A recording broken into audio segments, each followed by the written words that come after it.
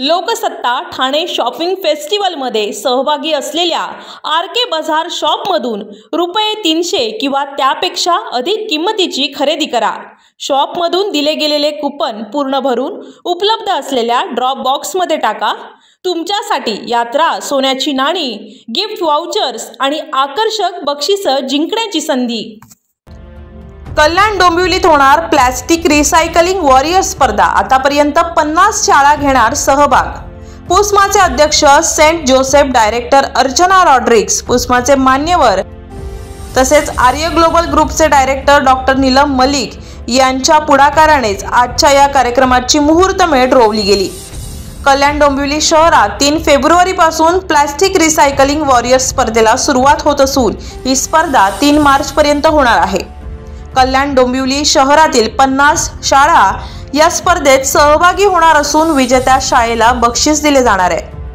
आर्य global, पुसमा, शृंखला व ICPEच्या माध्यमातून ही स्पर्धा शाळांमध्ये पार पडणार आहे.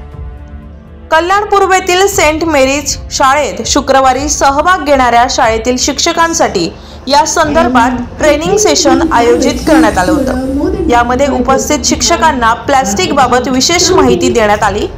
या स्पर्धेअंतर्गत शाळेतील विद्यार्थ्यांना महिनाभर प्लॅस्टिक जमा करून शाळेत आणायचे आहे. हे प्लॅस्टिक पुढे रिसायकलिंगसाठी पाठवले जाणार आहे. यानंतर जी शाळा सर्वाधिक प्लॅस्टिक जमा करेल अशा शाळेला विजयी घोषित केले जाणार आहे. विद्यार्थ्यांमध्ये जनजागृती घडावी हे या स्पर्धेमागील उद्दिष्ट आहे.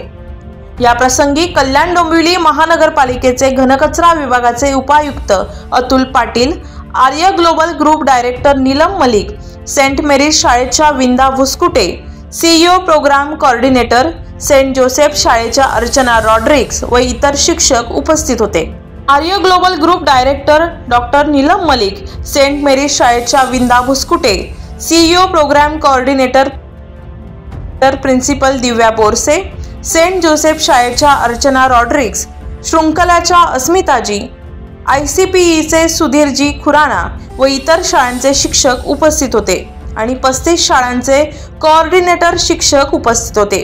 अजूनही या स्तुत्य उपक्रमात शाळांची संख्या वाढली तरी त्यांचे विंदा भुसकुटे प्रोग्राम कोऑर्डिनेटर यांनी स्वागत केले आहे.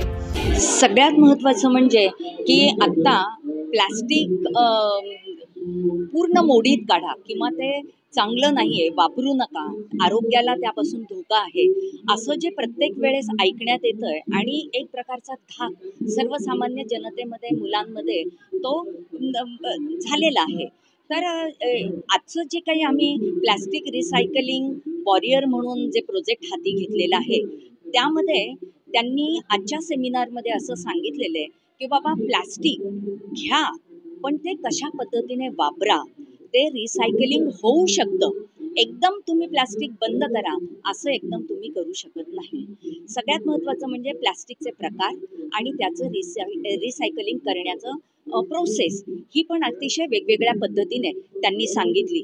मला एक फक्त सांगायला या ठिकाणी आवडेल की जेव्हा हे प्रोजेक्ट आम्ही हातामध्ये घेतलं तेव्हा पुसमाच्या अध्यक्षा अर्चना रॉड्रिग्स, आर्य ग्लोबलच्या director Mrs Neelam Malik, doctor Neelam Malik madam आणि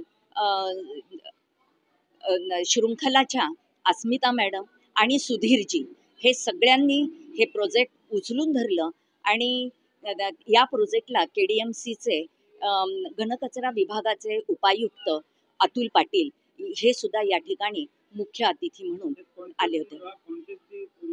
या ठिकाणी जेव्हा मला हे प्रोजेक्ट त्यांनी ॲज अन कोऑर्डिनेटर म्हणून मला या ठिकाणी नियुक्त केलं तेव्हा सगळ्या शाळांशी आम्ही कॉन्टॅक्ट केला. या शाळांशी कॉन्टॅक्ट एकूण 50 शाळांनी या ठिकाणी रजिस्ट्रेशन केलेलं आहे. त्यापैकी या ठिकाणी 35 शाळांचे कोऑर्डिनेटर आलेले आहेत आणि एकंदरीत त्याचं ट्रेनिंग, कलेक्शन कशा पद्धतीने करायचं, ही कॉम्पिटिशन कशा पद्धतीने घेतली जाईल, हे सगळं या ठिकाणी त्यांनी व्यवस्थित सांगितलं आहे.